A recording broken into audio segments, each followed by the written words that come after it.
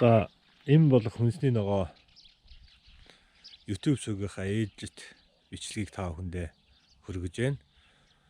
За энэ удаагийн бичлэгээр компост хийж байгаа газараасаа хүргэж байна.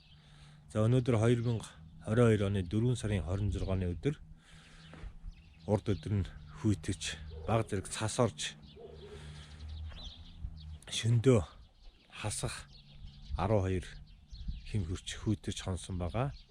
За би өглөө бүр хийж байгаа компостныхоо байр байдлыг шалгаж, температурыг хэмжиж тэмдэглэдэг байгаа.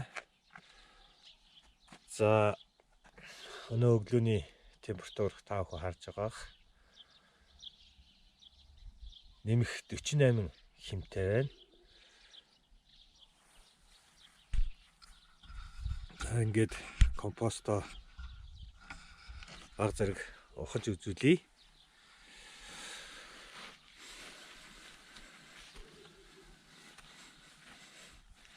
За ингээд бичил битүүд маань сайн ажиллаа хийж байгаа бололтой. Уур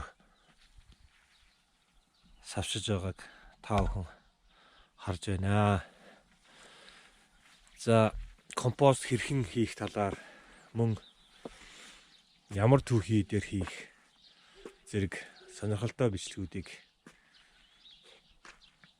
дараагийн бичлэгүүдээр оруулахар төлөвлөж байгаа.